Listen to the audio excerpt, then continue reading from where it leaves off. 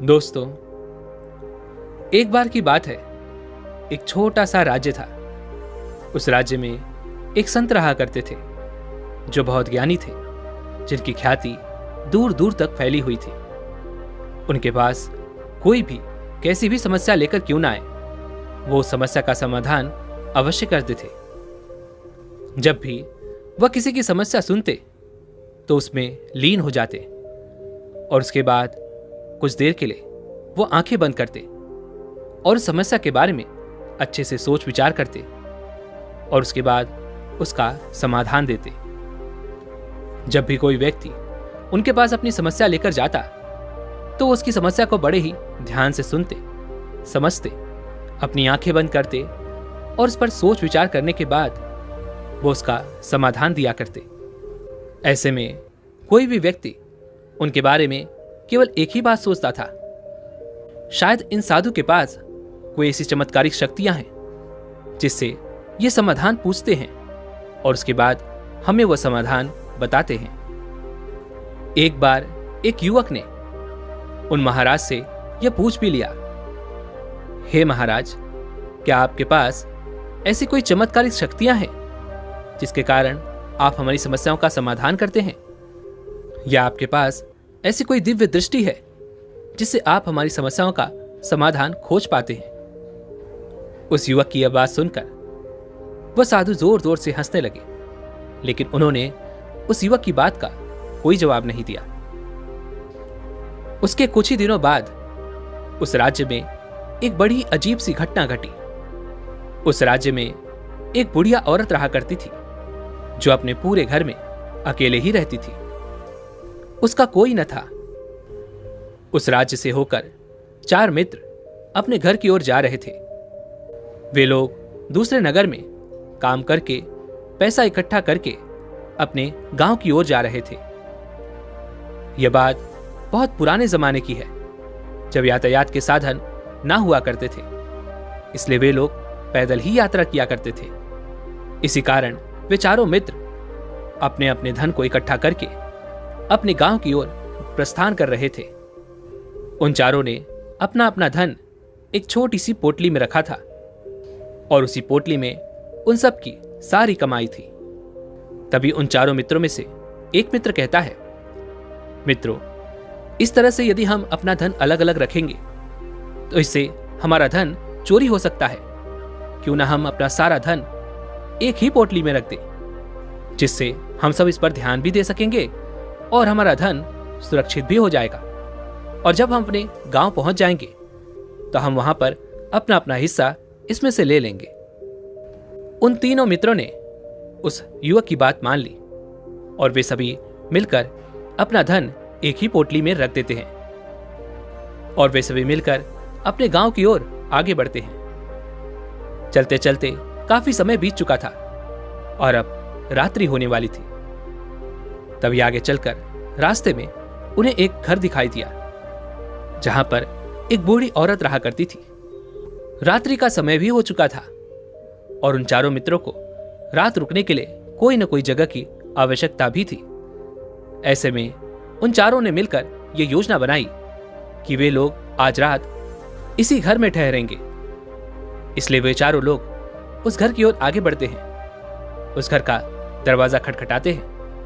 तभी सामने से एक बूढ़ी औरत दरवाजा खोलती है और उन चारों मित्रों में से एक मित्र हाथ जोड़कर उस बूढ़ी औरत से कहता है, माता जी, हम अपने गांव की ओर जा रहे थे, लेकिन यहां रास्ते में ही रात हो गई और अब हम इतनी रात में सफर नहीं कर सकते।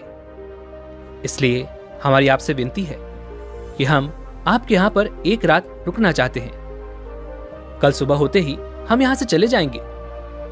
उस बूढ़ी औरत ने काफी देर सोच विचार किया और उसके बाद वह बूढ़ी औरत कहती है, ठीक है, तुम सभी आज रात के लिए यहां पर रुक सकते हो, मुझे कोई दिक्कत नहीं। मैं खाना बनाने जा रही हूं, कहो तो तुम लोगों के लिए भी बना दूं। उन चारों ने सहमति जताते हुए कहा, हाँ बिल्कुल। उसके बाद उन चारों मित्रों ने वह धन की पोटली उस बूढ़ी औरत को थमा दी और कहा, माताजी, इस पोटली में हमारे साल भर की कमाई है हम चारों ने अब तक का अपना सारा कमाया हुआ धन इसी पोटली में रखा है और अब हम इसे आपको सौंपते हैं, क्योंकि यह हम चारों से ज्यादा आपके पास सुरक्षित होगा।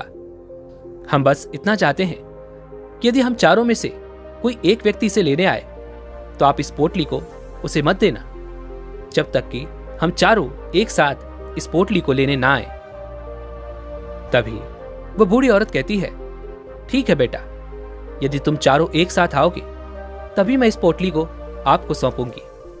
और वैसे भी आप लोग तो सुबह यहां से चले जाने वाले हैं, मैं आपको सुबह ही यह पोटली थमा दूंगी। वह धन की पोटली उस बूढ़ी औरत को थमाकर वे चारों मित्र निश्चिंत हो जाते हैं कि अब उनका धन सुरक्षित है और वे लोग खाना खाकर सो जाते हैं। अगली सुबह जब वे चारों उठते हैं तो सभी लोग अपनी आगे की यात्रा के लिए तैयारियां शुरू कर देते हैं। तभी उन चारों नौजवानों में से एक नौजवान थोड़ा सा बदमाश था। वह अपने उन तीनों मित्रों से कहता है, भाइयों, इस बूढ़ी औरत ने हमारी रात भर खातिरदारी की है, हमें अच्छा भोजन खिलाया, सोने के लिए अच्छी जगह दी, रात भर यहां सर छुपाने के लिए एक अच्छा मकान दिया और हमने अब तक उसके लिए कुछ नहीं किया। वह बूढ़ी औरत अकेले ही खेतों में काम कर रही है। क्या हम सभी यहां से जाने से पहले इस बूढ़ी औरत की मदद नहीं कर सकते? उस बदमाश नौजवान ने मन ही मन यह योजना बना ली थी कि वह किसी तरह से भी उस बुढ़िया से वह पोटली हासिल करके ही रहेगा। बाकी के तीनों मित्र उसकी बातों में आ जाते हैं और वे सभी मिलकर उस बुढ़िया की मदद करने अर्थात खेतों में काम करने के लिए चल पड़ते हैं। वे सभी मिलकर खेतों का काम कर ही रहे थे कि तभी वह बदमाश, वह नौजवान अपने बाकी तीनों मित्रों से कहता है, मित्र, मुझे जोरों की प्यास लग गई है, मैं जरा उस बूढ़ी औरत से पानी मांग कर लाता हूं। वो बाकी मित्र भी अब काफी थक चुके थे, उन्हें भी जोरों की प्यास लगी थी, इसलिए वो तीनों मित्र उसे वहां से जाने की अनुमति दे देते हैं। जैसे ही वो बदमाश उस बूढ़ी औरत के पास पहुंचता है, वह उस बूढ़ी औरत से कहता है, माताजी, अब हम यहां से जा रहे हैं, कृपया करके हमारे धन की पोटली हमें वापस दे दे। इस पर वह बूढ़ी औरत कहती है, नहीं नहीं, जब तक तुम चारों एक साथ ना आओ तब तक मैं वह पोटली किसी को नहीं दे सकती। तुम्हें तो कहा था कि जब तक हम चारों एक साथ ना हो तब तक यह पोटली किसी को नहीं देनी है। तभी वो बदमाश उन तीनों की तरफ इशारा करते हुए कहता है, लाऊं। उन तीनों ने सोचा कि हमारा मित्र हमारे लिए पानी लाना चाहता है, इसलिए वह हमसे आज्ञा मांग रहा है। तभी उन तीनों मित्रों ने इशारे में उस युवक से कहा, हाँ हाँ ठीक है, ले आओ।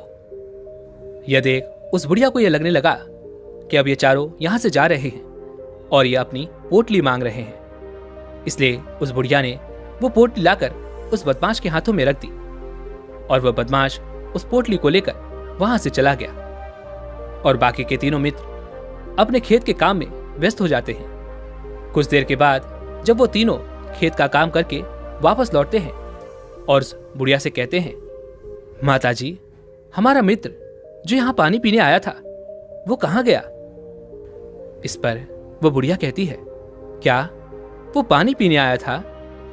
पर वो तो कह रहा था कि हम चारों जा रहे हैं, कृपया करके हमारे धन की पोटली हमें थमा दे। तभी वो तीनों बड़े आश्चर्य होकर उस बुढ़िया से कहते हैं, माताजी, हमने भला कहां वो पोटली मांगी थी? हमें तो प्यास लगी थी और हमने पानी के लिए इशारा किया था। तभी वो बूढ़ी औरत उन तीनों से कहती है, पर वह तो वो पोटली लेकर जा चुका है। तभी वो तीनों मित्र सर पकड़कर रोने लगते हैं और कहते हैं, माताजी, उसमें हमारा सारा कमाया हुआ धन था जो वो अकेले लेकर भाग चुका है। हमने तो आपको कहा था कि जब तक हम चारों एक साथ ना आए तब तक आपको वो पोटली किसी को नहीं देनी है, फिर आपने ऐसा क्यों किया? इसमें आप ही की गलती है। हमने आपको उस पोटली की हिफाजत के लिए रखा था और आपने उसे एक ऐसे आदमी के हाथों में दे दिया जिसने हमारा सारा धन हमसे लूट लिया। हम बर्दाश्त नहीं करेंगे। हम राजा के पास जाएंगे और राजा से आपकी शिकायत करेंगे, न्याय की मांग करेंगे अब तो इस बात का राजा ही फैसला करेंगे। वो तीनों नौजवान क्रोधित होकर राज दरबार में पहुंच जाते हैं और अपनी सारी समस्या उन राजा को बता देते हैं। जब वह राजा उन तीनों नौजवानों की बात ध्यानपूर्वक सुनता है तो वह तुरंत ही उस बुढ़िया को राज दरबार में पेश होने का आदेश देता है। राजा के आदेश पर राजा के सैनिक तुरंत ही उस बूढ़ी औरत को राज दरबार में पेश करते हैं और राजा भरी दरबार उस बूढ़ी औरत को दोषी करार कर देता है और कहता है, तुम्हें वो पोटली उस अकेले व्यक्ति को नहीं देनी चाहिए थी। जब इन्होंने तुमसे कहा था कि जब तक वो चारों एक साथ उस पोटली को लेने ना आए तब तक तुम्हें वो धन किसी को नहीं देना चाहिए था। इसमें तुम्हारी गलती है और अब तुम्हें इसका हर्जाना भरना होगा। तुम्हें इनका धन लौटाना होगा। राजा का यह आदेश सुनकर बूढ़ी औरत फूट फूट कर रोने लगती है और राजा से मदद की गुहार लगाती है और कहती है, हे राजन, मैं तो एक बूढ़ी सी औरत हूं और मेरे पास इतना धन नहीं है और ना ही मेरे घर में कोई ऐसा है जो धन कमाता हो। मेरे पास इतना धन नहीं कि मैं इनका धन लौटा सकूं। मैं तो अकेली हूं, बेसहारा हूं। कृपा करके मुझ पर रहम करें। लेकिन वह राजा उस बूढ़ी औरत की एक नहीं सुनता। वह बूढ़ी औरत रोते हुए अपने घर की ओर जा रही थी। यह सोच रही थी कि आखिर मैं इतना धन कहां से लाऊंगी, कैसे मैं उन लोगों का यह धन उन्हें लौटाऊंगी। मेरे पास इतना धन नहीं है। मैं क्या करूं, कैसे करूं, कहां से लाऊं इतना धन। यदि मैंने उनका धन नहीं लौटाया तो मुझे राजा मार डालेगा। वैसे भी मेरी ही गलती है। जब उन चारों ने मिलकर मुझसे ये कहा था कि जब तक हम चारों एक साथ ना आए तब तक वो पोटली किसी को नहीं थमानी है, फिर भी मैंने वो पोटली केवल उस एक व्यक्ति को थमा दी। इसमें गलती तो मेरी ही है। वह रोते रोते ये सारी बातें सोचते हुए अपने घर की ओर जा रही थी। तभी रास्ते में उस बूढ़ी औरत को वही संत मिले जो उस नगर में किसी भी समस्या का समाधान बड़ी ही सरलता और सहजता से करते थे। उन्होंने उस बूढ़ी औरत से कहा, क्या बात है बेटी, क्यों रो रही हो? इस पर वह बूढ़ी औरत उस संत को सब कुछ सच सच बता देती है और कहती है, हे महाराज, इसमें गलती तो मेरी ही है। उन चारों ने तो पहले ही कहा था कि जब तक वे चारों एक साथ ना आए तब तक वो पोटली मुझे किसी को नहीं देनी। लेकिन मेरी ही मत मारी गई थी जो मैंने वो पोटली केवल एक व्यक्ति को थमा दी और वह उनका सारा धन लेकर वहां से भाग गया। लेकिन अब मुझे यह समझ नहीं आ रहा कि मैं वो सारा धन कहां से लाऊं, कैसे जुटाऊं। मेरे पास इतना धन नहीं है और राजा ने तो आदेश भी दे दिया है कि मुझे उनका धन लौटाना ही पड़ेगा। लेकिन मैं ये समझ नहीं पा रही कि इतना सारा धन मैं कहां से लाऊंगी।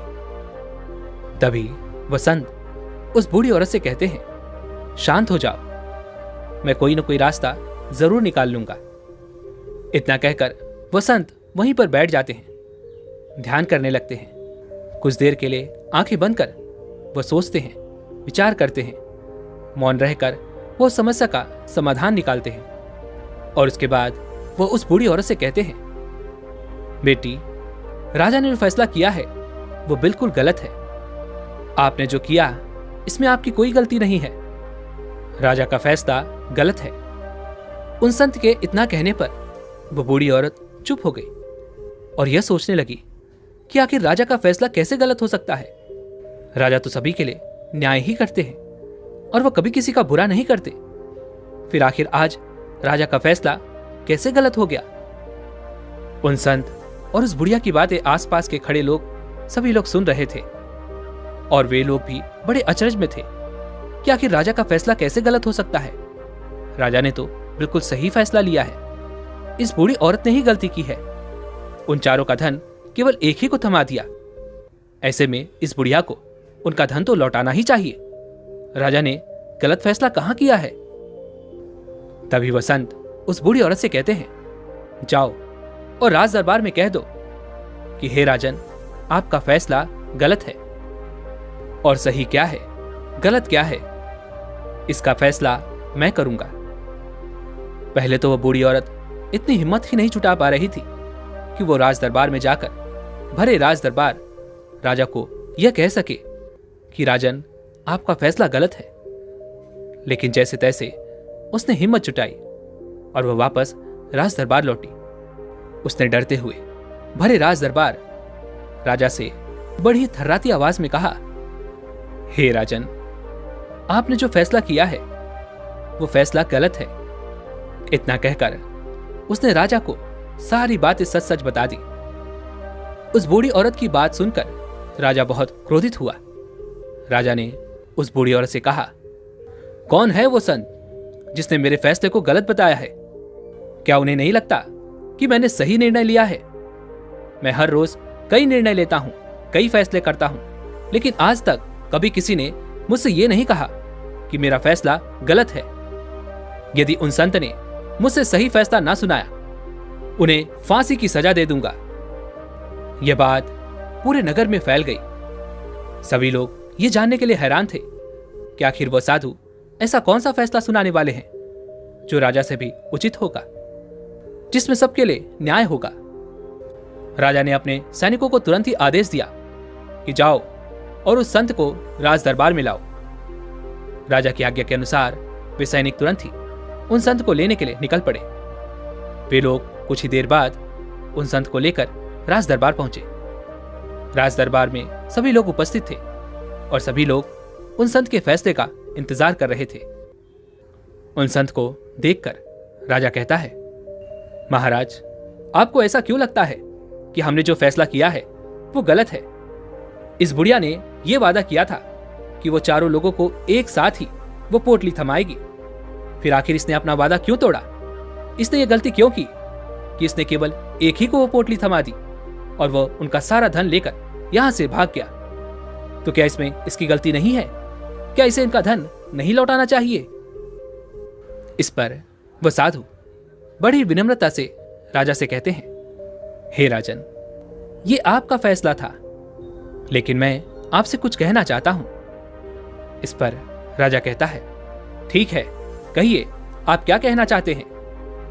इस पर वह साधु बड़ी विनम्रता से राजा से कहता है, हे राजन, जैसा कि वादा किया गया था कि पोटली एक साथ उन चारों को ही दी जाएगी, तो अभी तो ये केवल 3 है, चौथा कहां है?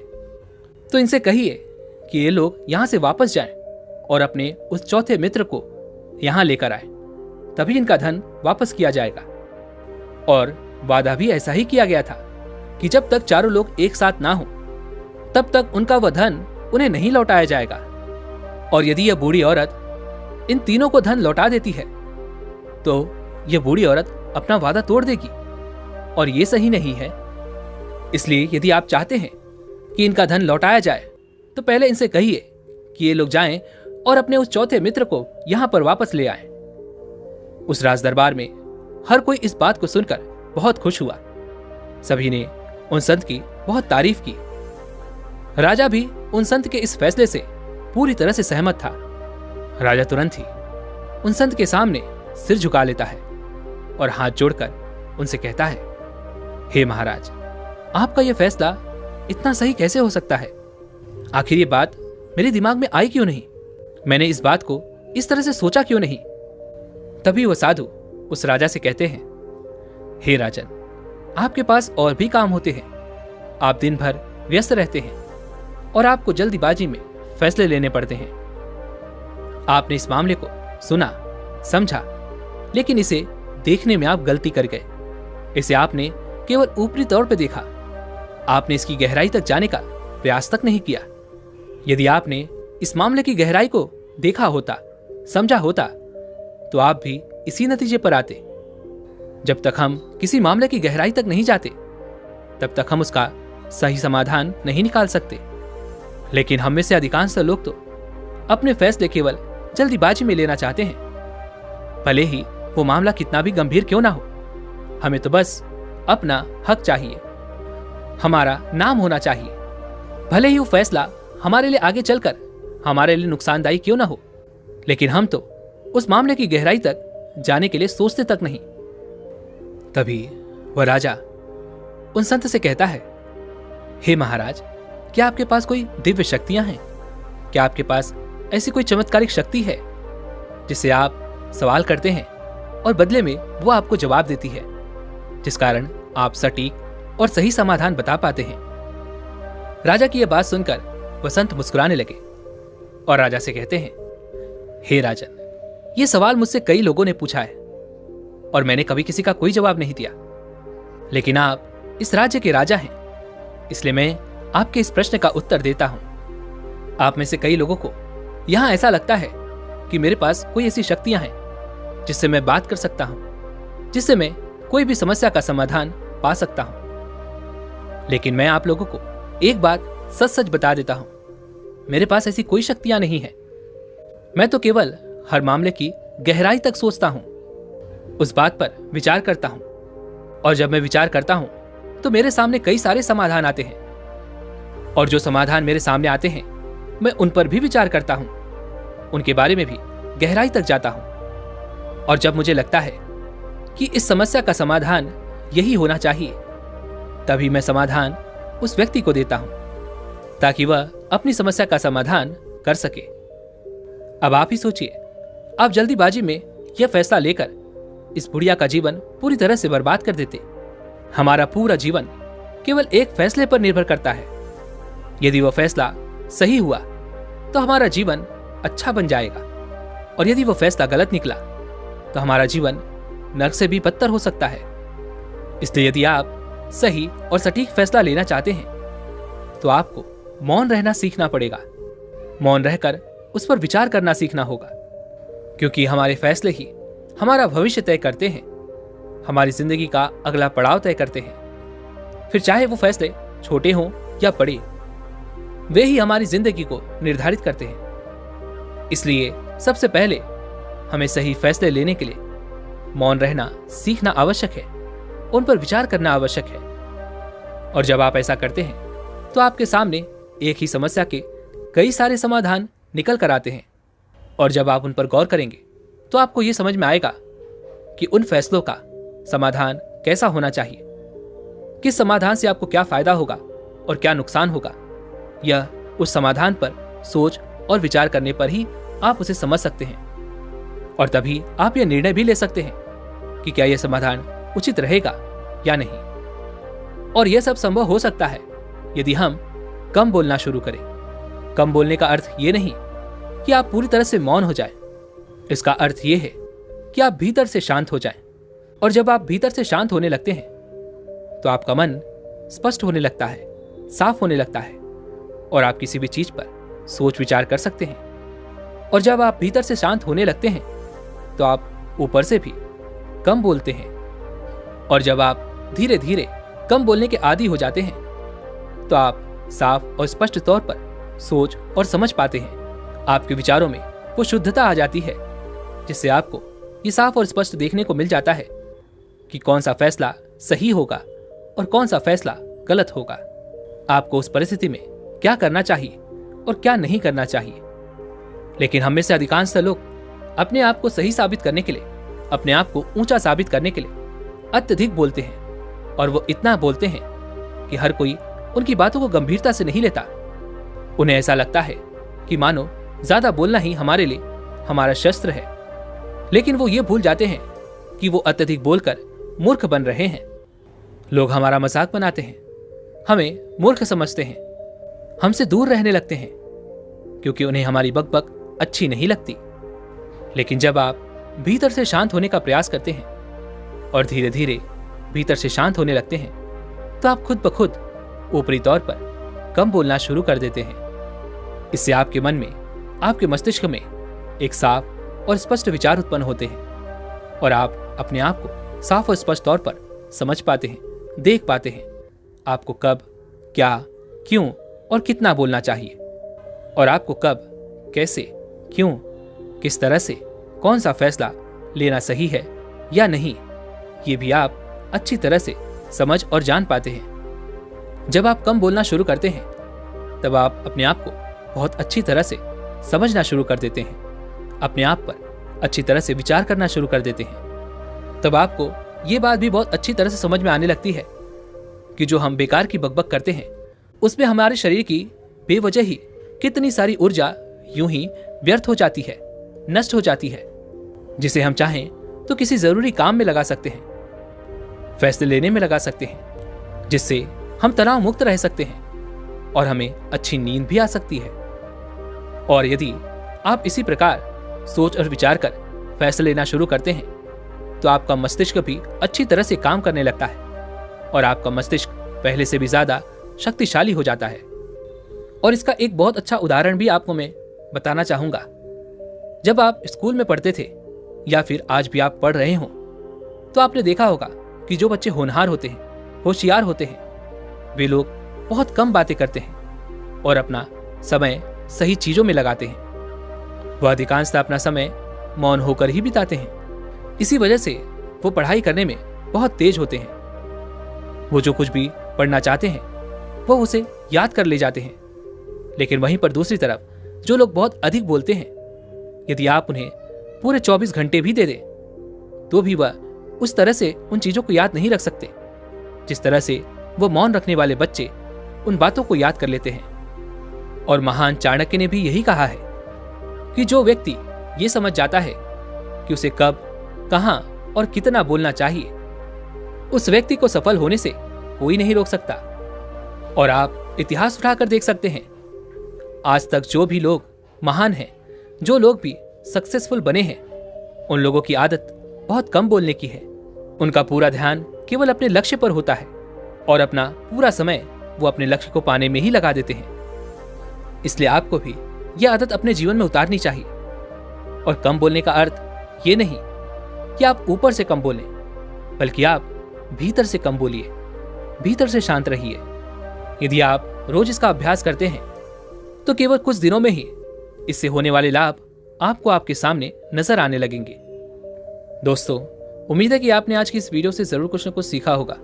तो इस वीडियो को लाइक और अपने दोस्तों के साथ शेयर करना ना भूलें और हमें ऐसे ही सपोर्ट करने के लिए चैनल को सब्सक्राइब और घंटी बटन को जरूर दबा दें। तो चलिए मिलते हैं इसी एक और वीडियो में। तब तक के लिए अपना ख्याल रखें। धन्यवाद।